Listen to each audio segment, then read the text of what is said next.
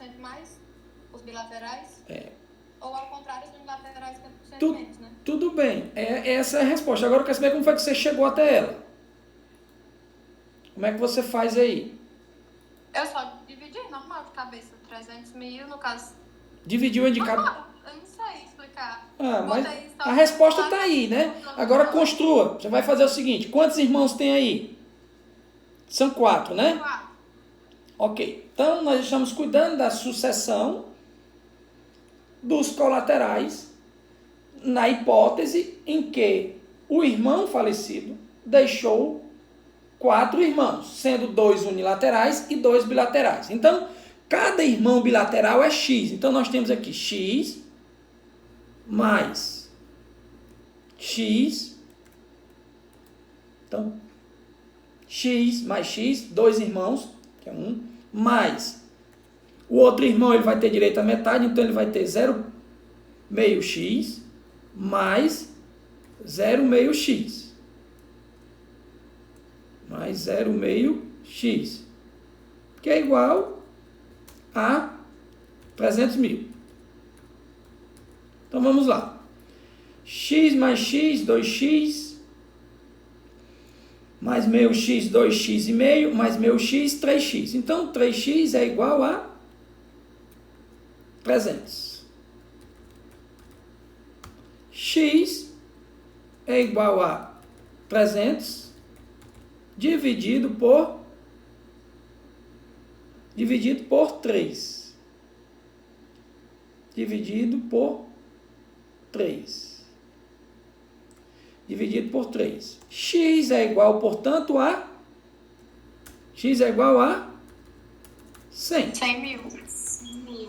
Então, herdeiro... No caso, é sempre tratar 2 bilaterais como um bilateral. No caso, 3x. Pronto. Eu estou lhe explicando como fazer a conta. Aí você faz, né? Tá certo. Então, herdeiro... Não, dependendo do número, né? Fica mais, tem que Exato. fazer a conta mesmo, senão fica mais... Então, o herdeiro 1 vai receber quanto? 100 mil. Herdeiro 2. 100 mil. Herdeiro 2, 100 mil.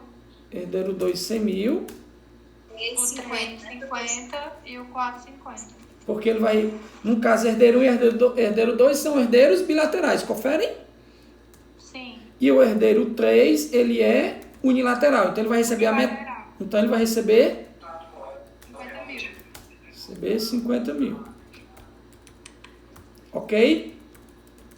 Quem pensou em fazer direito para fugir dos cálculos, né? Se deu mal. Deu erro. Correto aí? Ok? Ok, professor.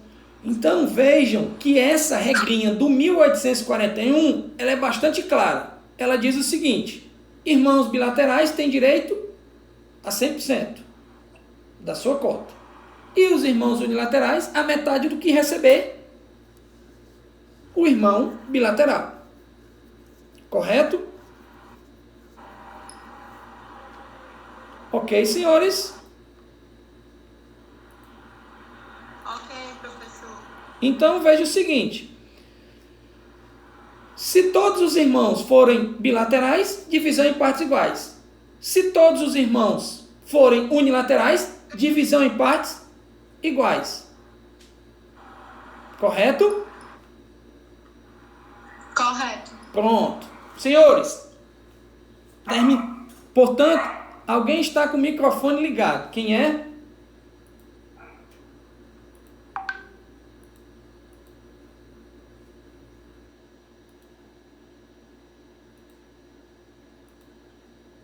Quem é que está com o microfone ligado? Já desligaram, professor. Pronto. Nós temos 20 pessoas. Tem 20 alunos que não estão assistindo a aula. Vamos lá, vamos seguir. Senhores, vamos falar um pouco. Quem leu os nossos artigos que eu coloquei lá no AVA? Eu li, professor. Pronto. Vamos lá. Analisem o artigo 1831. Nós vamos agora cuidar do direito real de habitação. Peguem aí o artigo 1831, do Código Civil. Ele diz o seguinte, o artigo 1831. Ele diz assim: ao cônjuge sobrevivente, qualquer que seja o regime de bens, primeira observação importante, o direito real de habitação, ele independe do regime de bens, será assegurado sem prejuízo da participação que lhe cabe na herança. Outra observação importante, que independentemente da meação, o cônjuge sobrevivente terá direito ao direito real de habitação, independentemente também do regime de bens adotado, relativamente ao imóvel destinado à residência familiar, desde que seja o único daquela natureza a inventariar. Nós temos aí 3 observações importantes a fazer nesse artigo 1831. A primeira observação é quanto ao regime de bens adotado. Como eu já disse, o direito real de habitação ele vai independer do direito meatório e do regime de bens adotado. Ou seja, não importa o regime de bens adotado, pode até ser separação obrigatória, comunhão universal, não importa, independentemente do regime de bens adotado, o cônjuge sobrevivente terá direito ao direito real de habitação. Da mesma forma, mesmo que ele tenha direito à meação, ele continua tendo direito real de habitação. E a terceira parte, portanto, a primeira parte, quando ele diz qualquer que seja o regime de bens, já expliquei, e quando ele diz sem prejuízo da participação que lhe cabe na herança, ou seja, sem prejuízo da sua meação, o cônjuge sobrevivente terá o direito real de habitação relativamente ao imóvel destinado à residência da família, desde que seja o único daquela natureza a inventariar. Com relação a essa terceira parte, aqui nós temos que fazer uma importante observação. Por quê? Acompanhe comigo o seguinte.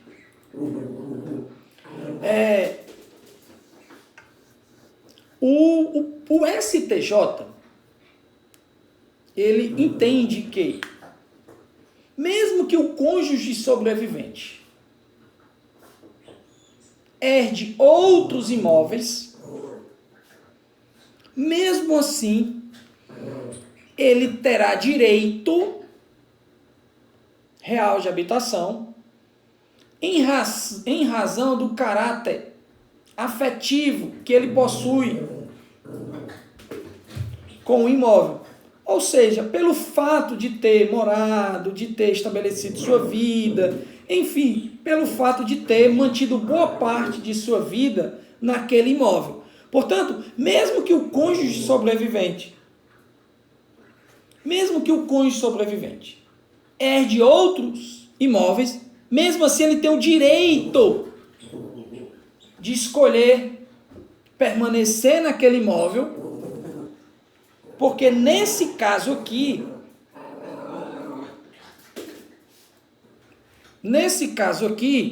independe da existência de outros imóveis, porque prevalece o caráter afetivo desse imóvel. Só um minutinho aqui, que a minha cachorra está fazendo barulho e eu vou tirar ela aqui, só um minuto. Tá certo.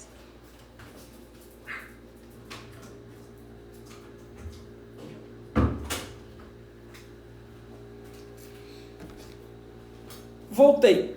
Então, senhores, perceba que nesse artigo aí, 1831, essa última parte, né, que ele diz, desde que seja o único daquela natureza a inventariar, recebeu uma nova interpretação, na verdade, é um novo sentido, já que o único aí pode lhe levar a crer que ele só terá o direito real de habitação quando o falecido deixar um único imóvel, um único bem de natureza imóvel. Quando, na verdade, o sentido que se dá a esse artigo é que, mesmo que existam outros bens, o cônjuge sobrevivente ainda assim terá o direito real de habitação, se assim o requerer, se assim o desejar, por conta da relação de afetividade com o imóvel que construiu sua família e lá permaneceu morando.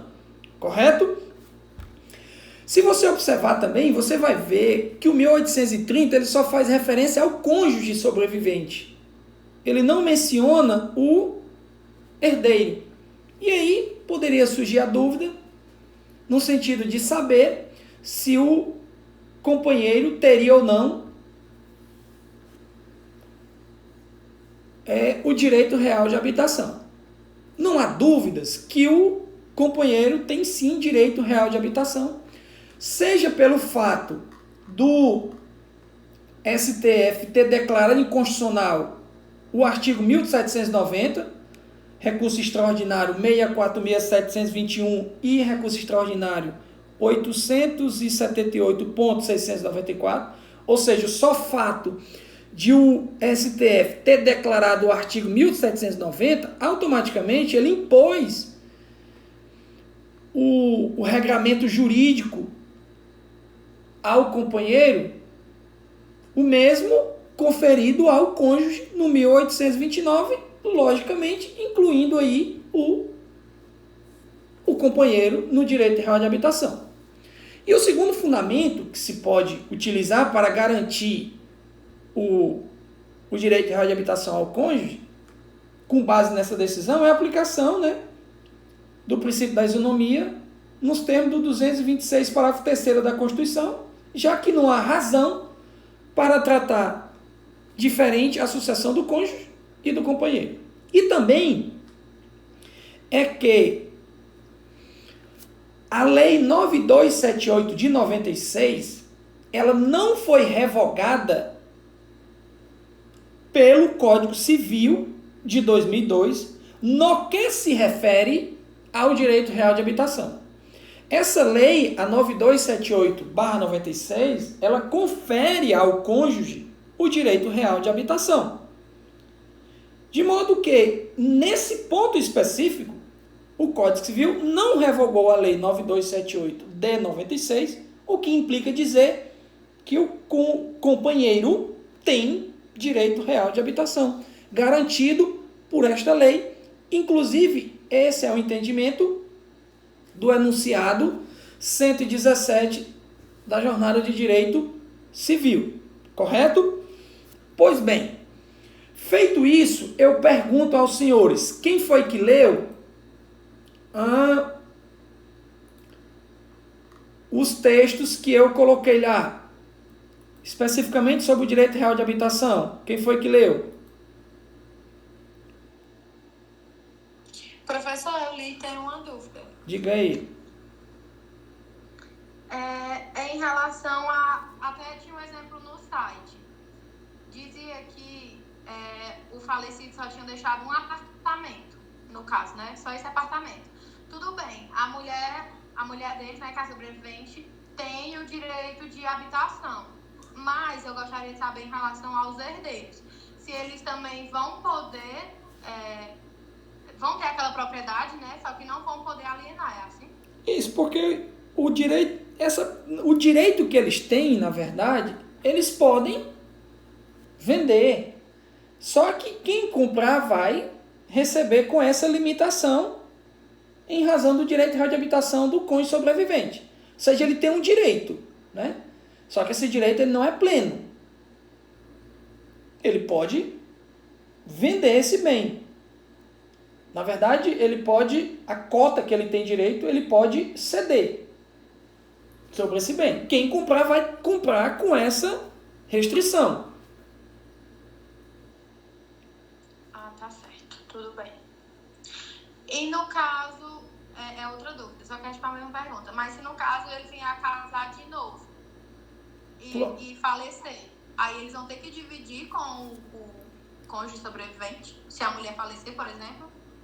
Os filhos vão ter que dividir com ele? Ou não? Você quer saber se o cônjuge sobrevivente perde esse direito, é isso? Se ele vier a casar? Não, se ele vier a casar e falecer. Entendeu? Depois... Aí você está perguntando se o companheiro dele... se o sobrevivente tem direito. Tipo, se nesse mesmo exemplo, se essa mulher casar de novo, aí ela morre. Aí, no caso, ele teria direito? O cônjuge sobrevivente dela? Sim, o novo, né, no caso. Se for regime de separação obrigatória de bens naquelas hipóteses e tiver pacto antinupcial, eu entendo que não. Certo. Entendo que não. Depende do regime, é assim? Depende do regime, porque na hipótese de separação obrigatória de bens, porque veja bem, se você poderia dizer assim, Júlio, mas o artigo 1831 ele fala que isso independe do regime de bens, né? Mas na hipótese de separação obrigatória ou na separação, na hipótese da separação obrigatória, né? Ou na separação convencional, que são aquelas duas hipóteses que eu expliquei, legal ou obrigatória, e tiver essa previsão de que ele não terá esse direito, eu entendo que não, ele não terá, porque aí ele não tem como alegar, ele já ingressou nessa situação jurídica sabendo dessa realidade. Então ele não poderia interferir no direito que pertence exclusivamente aos herdeiros da falecida. Certo, mas nesse caso teria que ter uma cláusula ou não? Eu entendo que sim. Certo. Eu entendo que sim. Pessoal, e esse direito real de habitação, vocês estão acompanhando aí? Sim. Pronto. Até quando ele dura, esse direito real de habitação? Professor, cortou o áudio. Pode repetir? Até quando dura o direito real de habitação? O direito é vitalício. Exato. Eu senti E o fato dele se casar, ele perde esse direito? Se o cônjuge sobrevivente casar novamente, ele continuará tendo esse direito real de habitação? Continuará. Porque qual é o fundamento?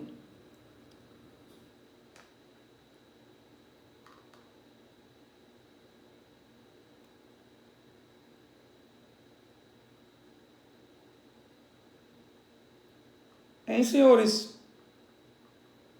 Tem aí. Se ele casar novamente... No caso, é essa parte do silêncio do novo Código de 2002? Isso. Por quê?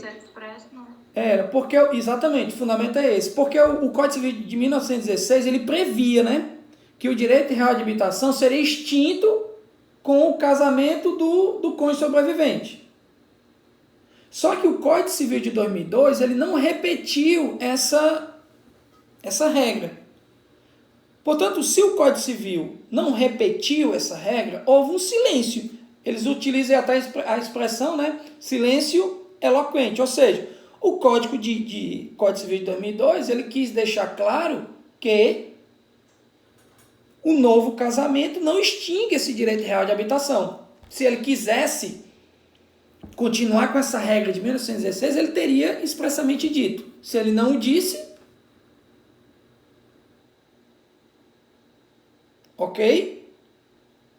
Ok, professor.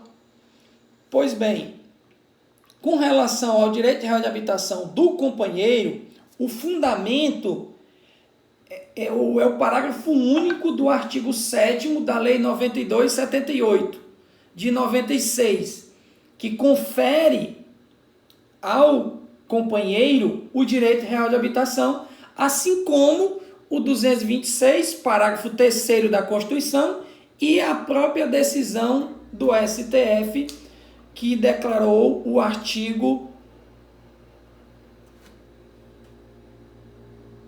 1790 inconstitucional. Ok? Alguma dúvida? Eu queria que você repetisse essa última parte, por favor.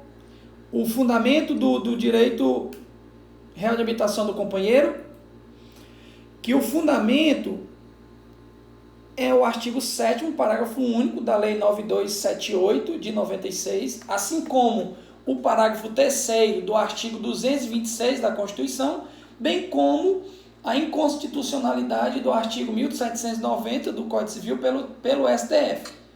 Esse regramento jurídico, essa interpretação sistemática, é que confere ao cônjuge sobrevivente, ao companheiro, né, sobrevivente, o direito real de habitação. Ok? Mais alguma dúvida? Ok. Não. Vamos seguir?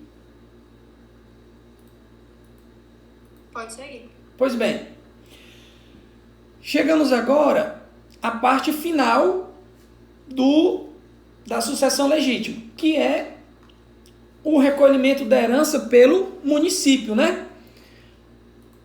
Essa possibilidade está lá no 1844, quando ele diz: não sobrevivendo o cônjuge ou companheiro, nem parente algum sucessível,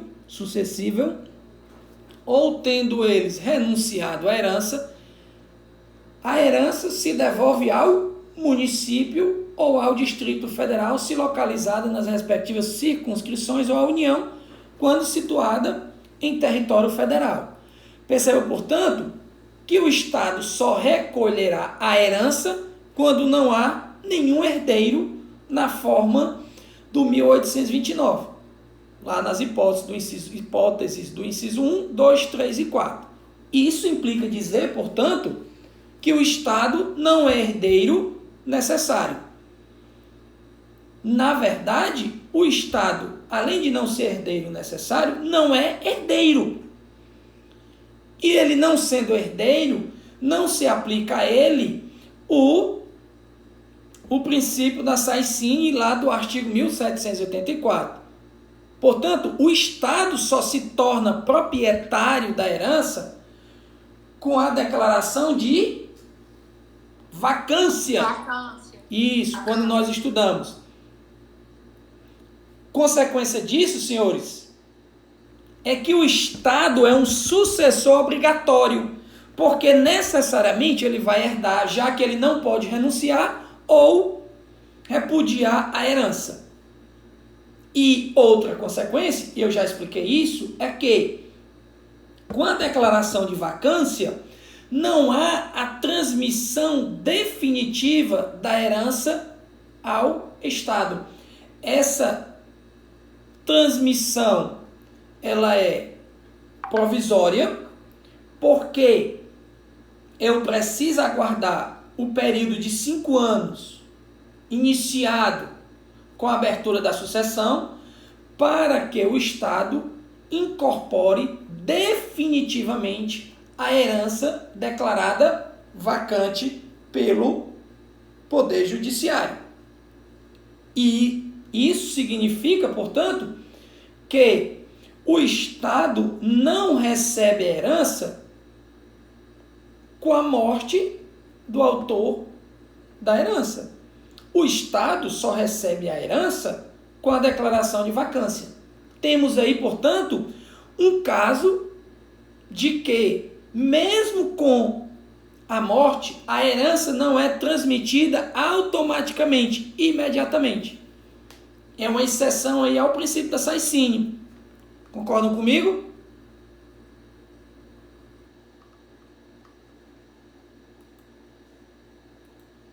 Ok, senhores? Professor, você pode repetir? Sim, pode. Eu vou lá. O Estado, ele só recebe a herança com a declaração de vacância. E essa propriedade, ela é resolúvel.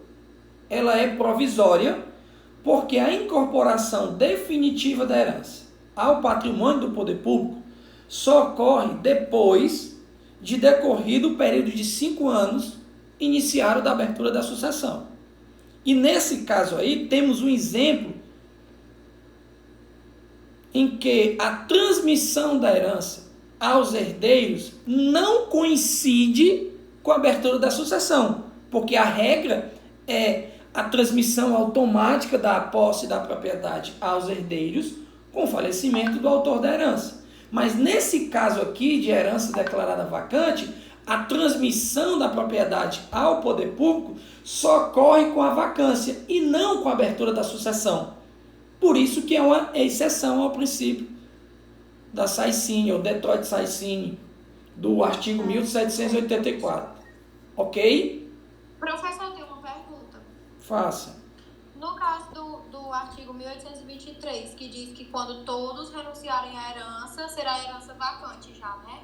No caso, seria uma herança simplificada. Exato. Nesse caso, não precisa passar os 5 anos, né? De cara, ela já é vacante.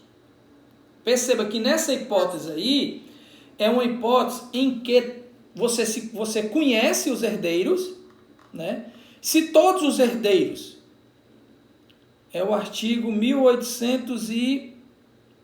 23. Exato. Ele diz aqui, ó, quando todos os chamados herdeiros renunciarem à herança, ou seja, ela já é declarada vacante. Se todos renunciaram, então já é incorporação definitiva, né? Já que eu sei que os herdeiros renunciaram.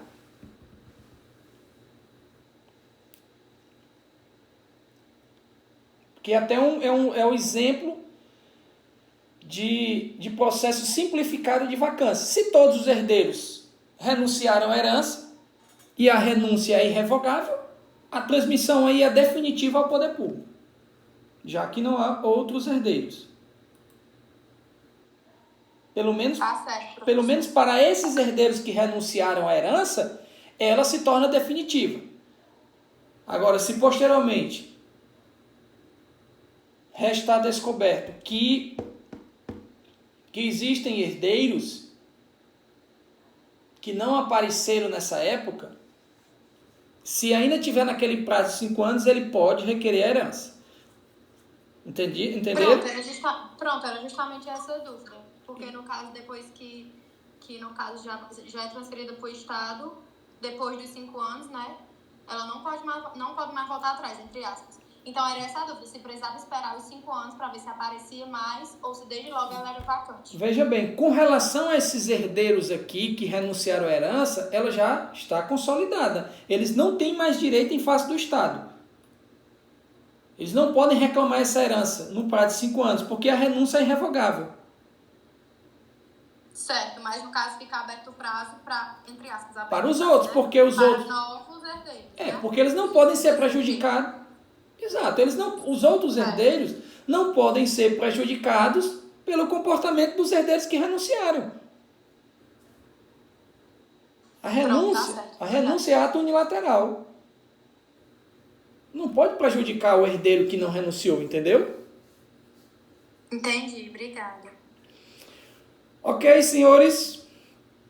Portanto, nós finalizamos a sucessão legítima lá do artigo 1829. Agora nós vamos estudar os herdeiros necessários, ok? Querem uma pausazinha de 5 minutos e a gente volta daqui a pouco? Por mim, pode continuar, professor. Pessoal, vamos... Continua, a gente já jantou mesmo, tá todo mundo em casa. Tá todo mundo em casa? Continua. Pronto, Pronto, então eu vou só finalizar aqui o áudio, que eu também estou gravando, para começar outro, tá bom? Então, vamos finalizar a sucessão legítima e no outro áudio vamos começar a aula sobre herdeiros necessários, ok? Ok.